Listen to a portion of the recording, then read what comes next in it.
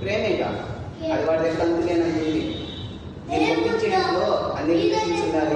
నేను చెప్పుకోవడానికి మనిషిని ఎత్తుకునే రాకూడదంటారు. వాటిని చెప్తే దీనికి అప్పుడు